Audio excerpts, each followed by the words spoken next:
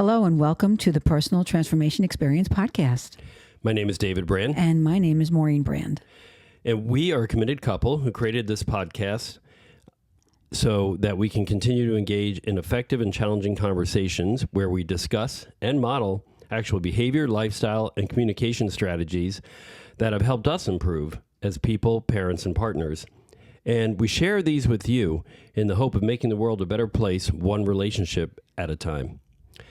So today we are talking about the topic of dementia. It has been in the news lately, and we have some personal experience with members of our family who have suffered from dementia and thought it might be a good idea to talk about, one, what is the current research on dementia? Two, how does dementia show up, and how does it personally affect you when you have someone with dementia in the family? And then what are the action steps that we have been taking and are taking today to try to avoid actually experiencing dementia ourselves?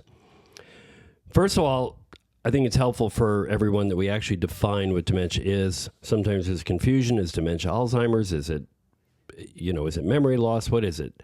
So according to the National Institute of Aging, and I got this from the Alzheimer's.gov website, and we'll post all of our research and links online once we have this posted.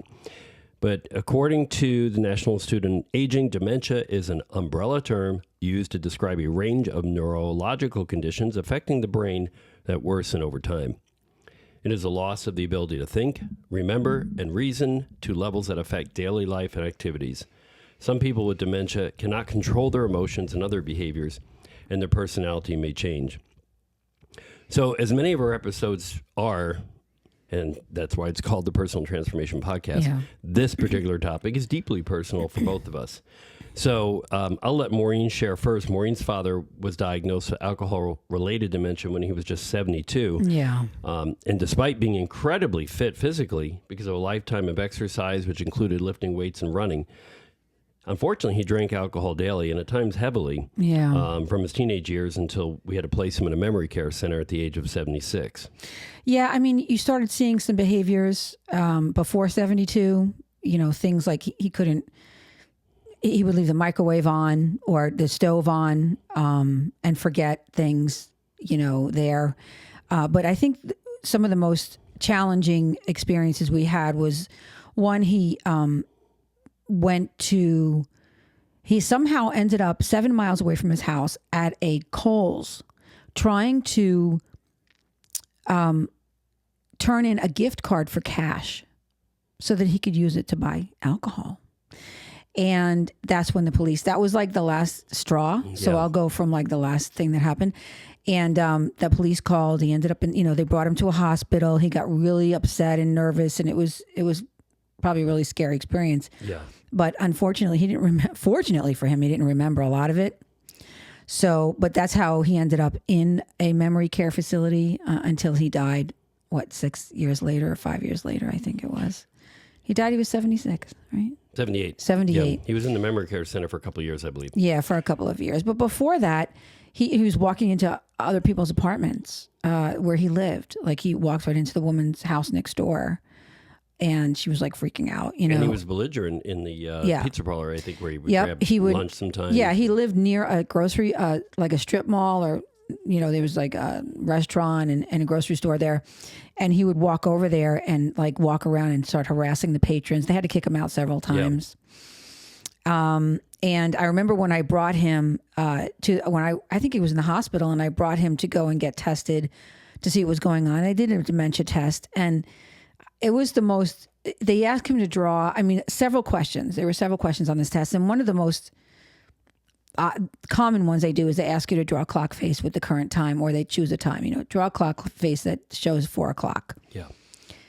When he couldn't do that, I was blown away. I started to cry because he really didn't realize he couldn't do it. Like he was trying to do it and think what he was looking at. He thought what he was looking at that he drew was a clock face. Yeah. And that's when I realized, I was like, oh my gosh, he's so much worse than I really wanted to believe. And you don't want to believe that he's, I thought that he could still live independently. And one of my biggest issues was, and I think this is common among many people, children of parents who have this, they want to keep them in their current environment because that's what they know. And if you take dementia patients out of their familiar environment, they get so much worse. Like they really kind of fall off a cliff as far as their symptoms. Yeah. And I didn't want to have to do that. And I remember my family pressuring me. And I was like, but if we take him, I was doing the research, right? So I'm like, if we take him out of his house away, because he had an aide come in 3 days a week and I couldn't get her full time. But if I took him out of there, I knew he was going to get so much worse. Yeah. But it got to the point where he was having these episodes. And then when he ended up 7 miles away from the house, in the hospital, the police picked him up. It was a matter of safety at that point. It was unsafe for him. And I realized that. But, I feel like, I don't know, did I wait too long? Was it right at the right time? I was just lucky he didn't get hurt. Yeah. But he ended up in a facility, a couple of different ones before we landed on the one in Connecticut. And he one of the facilities, he ended up like walking in someone's room and climbing into bed with another patient.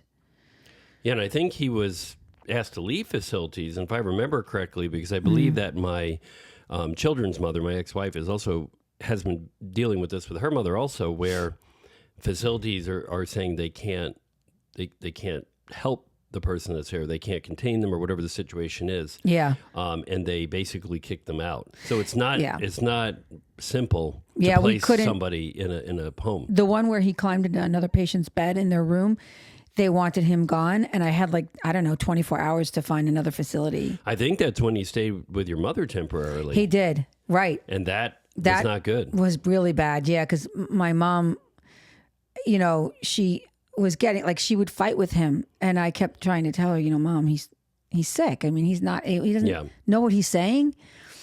But yeah, she it was not a good situation, and so I thankfully I found someplace close up by her.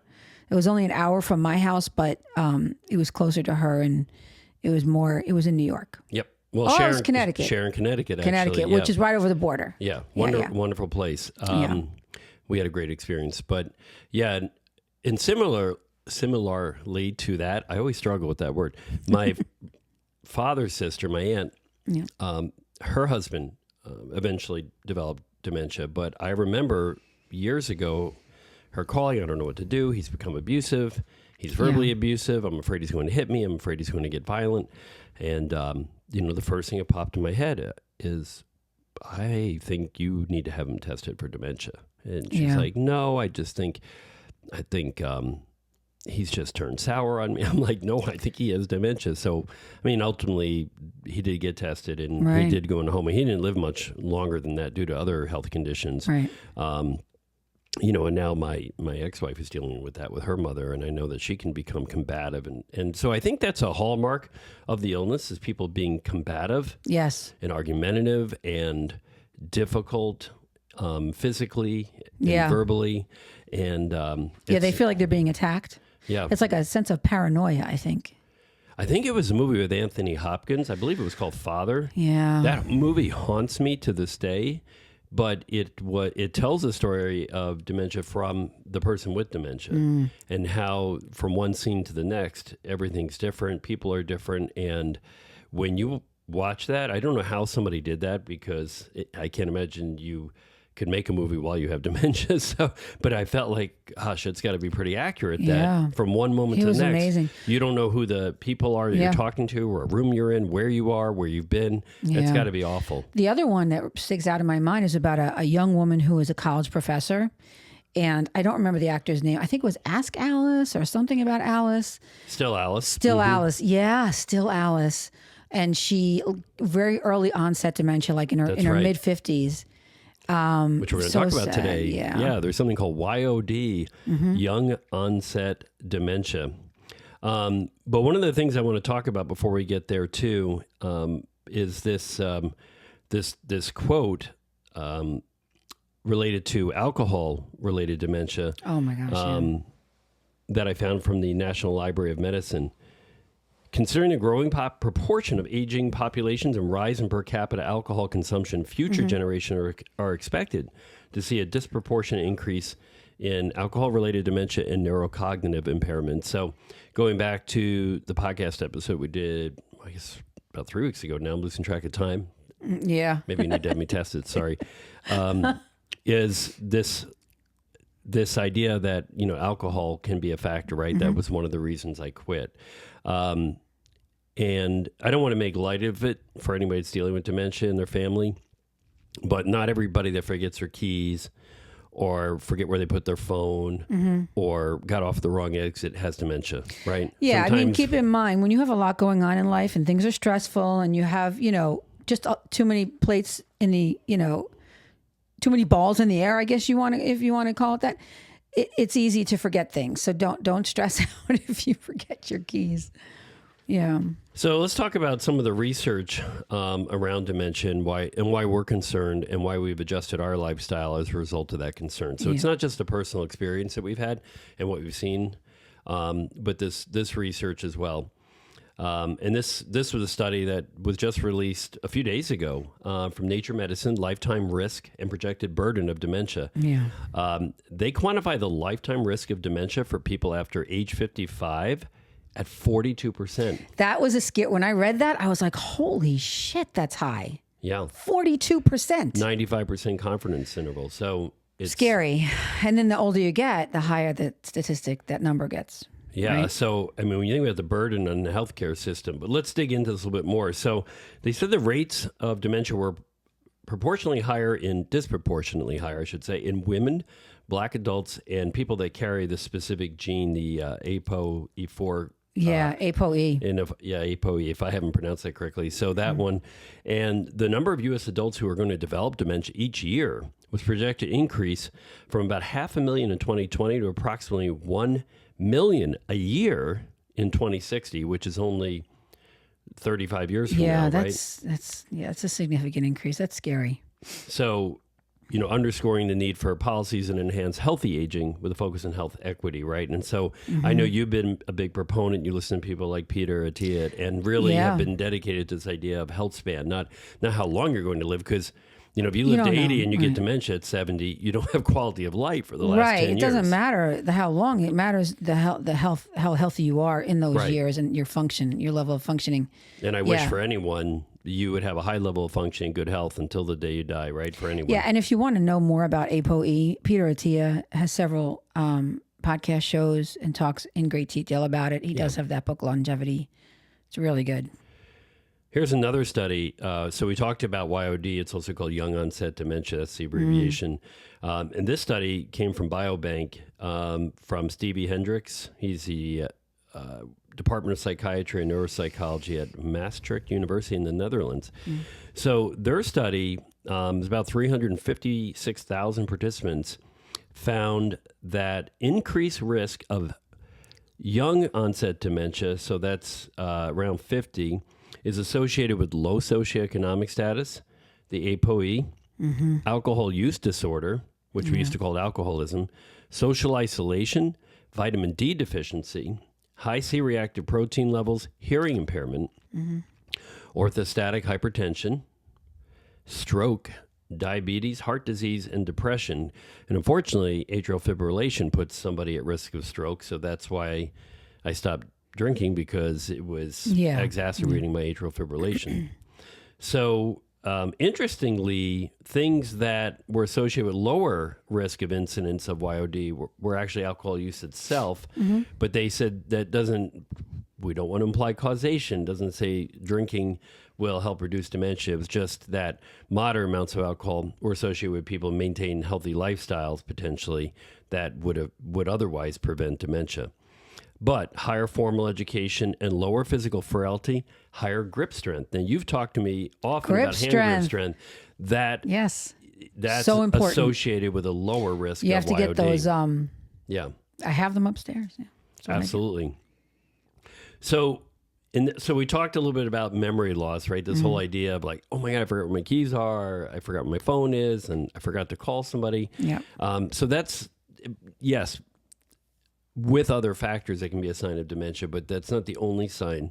So I found this very interesting. So if you're wondering if someone you know may be developing dementia or early onset dementia, financial problems is a red flag. Yeah. So, and I know you were taking where care of you your wouldn't father's otherwise finances, right? have them. Yeah. I mean, yeah. When his wife died, it was really tricky too because she kind of took care of those things. And That didn't help. But forgetting to pay bills. So yeah. not just maybe going out and buying things you can afford, but actually just forgetting that you have a bill to pay, forgetting to pay the mortgage, forgetting to make your car payment. Yeah, he wasn't like that. He was pretty diligent paying the bills. Like, I mean, yeah, he was diligent there. Sleep issues is another one. Waking up at 3 and not waking up and not being able to go back to sleep, that's insomnia. But waking up at 3 and starting your day, like where you might at one time start your day at 7. Now you start your day at 3 o'clock. You get up, get dressed, like you're going to work or something like that. Wow. Yeah. And then sleeping during the day to compensate for it. So your whole pattern has shifted, right? Yeah, it's a big shift. Personality changes, we talked about this. Less trusting and argumentative, right? Right. We have seen that. I've seen it in every case of dementia that I've been associated with. Yeah, it's like a paranoid. They definitely become more paranoid and thinking everybody's against them. Yeah. So, yeah. And don't try. And if they sometimes forget who you are, you could be the caregiver and they Oh my gosh, come in and out of consciousness regard to your identity. Driving difficulties. So this is something I remember also my ex-wife's grandmother's second husband, who's no longer alive. It's a long time ago. But I remember we were down in Florida and it was one of the last times he drove, but he drove on the wrong side of the street, drove on the sidewalk and ran several red lights. I was scared out of my mind. Oh my God. Yeah, down in Miami. I don't remember you telling me that story. Yeah, it was a long time ago. It was like 30 years ago. That's insane. That's like my father when he drove on the wrong side of the ramp. Oh, 100%. Right, that's right. I forgot I'm about like, Dad, that. you're not a cop anymore. You cannot do this stuff. What? It's fine. Nobody's coming. I'm like, you're going on the on ramp to the parkway in the wrong direction. I remember that. I was like, and I don't want to say it too, but cars with a lot of dents and digs, but that's me and that's my daughter who's 19 and she's listening. oh my gosh. So, and loss of smell. This one I did not know. I had didn't never know heard of that. that until I Yeah. looked this up. Loss of smell, which we think about with COVID, but I didn't realize it was a marker for dementia. So Yeah, which is probably why he didn't realize something was burning in his house. that's quite possible. I just put that together just now. Hey, remember that time I left that Eggo waffle to burn in my toaster oven? That was like, 16 years ago, right before I met you, and I had a picture of it on Facebook. Yeah. And I'm in my home, and I'm like, what is that smell? And then At least you smelled it. totally forgot I Oh put my it in. God. Burning. Good thing I just set the house on fire. Yeah. Holy crap. So, what are we doing about all this? Right? Yeah. I think that's the important thing, right? Because I think anybody listening and watching Yeah. us right now, you may know somebody had this dementia, Right. maybe dealing with it now, and you probably heard of this research. If not, I definitely encourage you to look it up. But what are the actions that we are actually taking? First of all, as shared previously, eliminating alcohol use. So we've both done that. Yeah. The data and research that we shared in the episode called 5 Reasons I Chose to Stop Drinking in 2025. Very specific research that shows now that no amount of alcohol has any benefit at all. Previous studies, which seem to imply that drinking red wine actually had health benefits, it was an association with healthy people, but association is not causation. So be very careful when looking at data. Yeah. Maintain healthy weight and diet. I think what doesn't tie back to that? Yeah, I mean, it's so important to move every day. I think lifting weights, if you can do it, is an excellent way to go because the more muscle you have, the better everything is. You're less likely to fall. Everything's working more efficiently. And just, watch what you eat. Like, stay away from processed foods. I say this all the time. If you can't kill it and you can't grow it in dirt, then don't eat it. I know. So, yeah. So no more Easter candy for me. No. Well, I think they ex-nayed the For red dye number 5. A couple more years, but so that's some things that I like, but I have to really be serious about it, right? If I want to live healthy longer, right? Not just live longer, then there's certain things I have to continue to eliminate from my diet, the candy, corn, all that stuff. But Junk. I mean, the Poison. next two, obviously addressing your mental well-being, right, as needed with therapy and communication. Regular sleep, 7 to 8 hours. Yeah. Super important. You want to get some consistent, not good pieces, not 3 hours here, Right. and 5 hours here. You want to get good, consistent sleep. But here's the last one. I think is probably the most important. If you don't, you could do all the other ones, but to maintain connection with community and friends, is critical. isolation. Isolation's bad. You could be the healthiest person in the world. If you isolate, then you're not in a good place. You know, we are social beings. Right. We are social beings. So you need to have communication, and I love meditation and prayer. I mean, you know, it's so great. We had a meditation retreat yesterday that we attended, which was a combination of sitting meditation and outdoor meditation, but it was with a community of people, right? We didn't do it by ourselves. Right. Yeah. Meditation and prayer. I mean, if you can go somewhere where you are with like-minded people and you can have like a space where there's no demands, everything's quiet. If you want to pray, you can pray, you know, or meditate, whatever it looks like for you, however that works. But that day with just no talking, no demands, no electronics, I felt amazing at the end of that day. I've never done it before. Yeah. I was like, this is the best thing. It felt like for me taking a long swim in a warm saltwater pool, because I used to do that all the time and I loved it. And it's very meditative. Yeah, it felt really good. That's fantastic. Yeah. I don't want to skip over this one either. Getting regular physicals and heart checkups. Most insurance plans cover an annual wellness exam. Yeah, and I can't believe how many people even I work with that we get, there's no copay for it. In some cases, you might have extra insurance that will give you money for going. Some companies pay you to get the physical. Yeah. How could you not go? Because then you can get things addressed early. Right. Things will get checked. Right. You're going to get blood work done. And the heart checkup, right? If you've got anything with your heart, going for an annual checkup of your heart too, making sure that you're not exposing yourself to heart disease, stroke, hypertension, or diabetes, as I mentioned before, knowing that those are associated with a higher risk of young onset dementia. The other one there that's controlled. So these are what they say are controllable and modifiable factors, right? Depression, right? Now, I don't want to say that depression is controllable, right? For some people, that's a genetic, but there's medication, there's therapy, there's different modalities you can do, right, to at least mitigate the impact of depression on your mental self and well-being. Yeah, it's important to address it and acknowledge it and not ignore it. I know it's so hard. Like, you know, what do you fucking do when you don't want to, when you can't get out of bed? You feel like you can't get out of bed. You can't even take a shower. You can't even brush your teeth. What do you do? I've been there. Step one. Yeah. Like, what do you do? Take a breath. Like, I think I was just listening to Mel Robbins talk about the 3-second rule. And you need to go look her up to find that out. Yeah, I'm not familiar with it. Share that with me. Yeah, so the 3-second rule, from what I gathered, was just to give yourself 3 seconds just to get up and do it. Just take 3 seconds. 1, stand up. 2, walk, I guess, to the bathroom. And 3, grab your toothbrush. To kind of wrap up this week, the other thing that I found was this idea of the mind diet. Yeah. Vegetables, especially green leafy vegetables. Having berries, which I know you're very big on, the raspberries, the blueberries, the blackberries. I could eat a pint of blueberries a day. Right? Over other types of fruit, like bananas and pineapples and things, right? Yeah, so berries, whole grains, right? Mm-hmm. Super important. Beans, nuts, at least 1 weekly serving of fish, which we do. In fact, we're going to have salmon tonight. Right, yeah. And olive oil. And goes without saying, I believe, but limit servings of red meat, sweets, Easter candy. Yeah, corn. Stay away from sugar. I mean, you could have all the fruit you want, honestly. Processed sugar. Yeah. I mean, if you want a little honey in your tea. I mean, I put a little honey in my tea sometimes. But yeah, I mean, processed sugar, if you're going to take 4 spoons of sugar and stick it in your coffee with some sweetened creamer, I don't know if that's such a good idea. Right. Or getting the very sweet lattes at Starbucks. Just full of high fructose corn syrup, which probably turns your brain to mush anyway. Yep. And the other things, too, to limit cheese, which I know we both like, butter and margarine, and fast or fried food.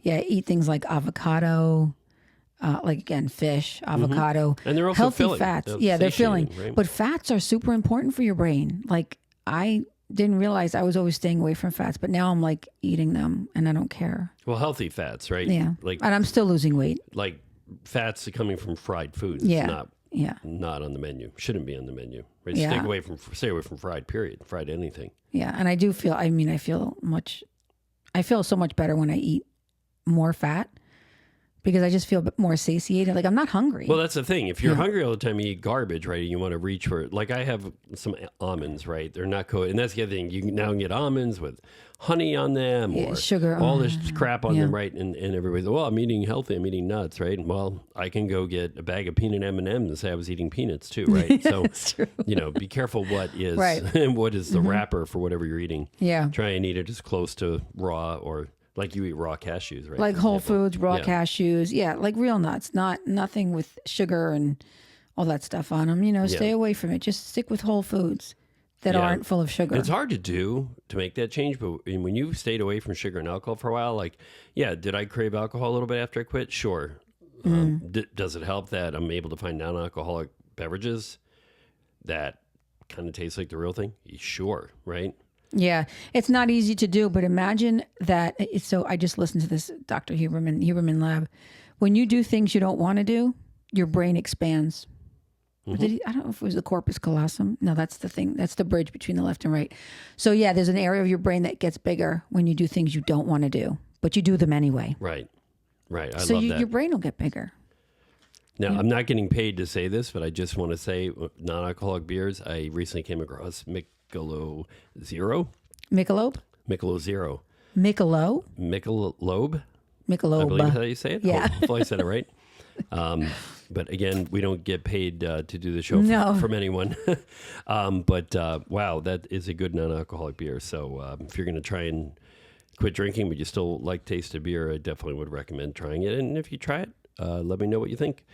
That last information about the Mind Diet, by the way, came from National Institute on Aging. What do we know about diet and prevention of Alzheimer's disease? So that was everything we had for this week. Any other comments you think our audience deserves to know related to this topic? No, I just think that it's important that you realize that the actions that you can take. I mean, there's maybe 5 of them. Number 1 is be social, connect with other people in your community and, people that, maintain friendships, exercise, super important, move every day, watch, eat whole foods, maintain a healthy weight and diet, which I just spoke about. Sleep. Regular sleep, super important. Yeah. Yep. 100%. Those would be my top, 4? Did I just say? My top 4. I'm not counting, but those are the top things that you need to do. Yeah. I can go ahead and read them right off of here. The actions we are taking, just to recap. 1, eliminate alcohol use. 2, maintain a healthy weight and diet. 3, maintain regular physicals and heart checkups. 4, address our mental well-being as needed with therapy and routine communication. Get regular sleep of at least 7-8 hours a night and maintain connection with the community and friends as much as possible. Yeah. And meditate and pray whenever you can. So thank you. Try that. Like us, follow us. If you have any comments, leave them for us, and we'll see you next time. Bye. Bye-bye.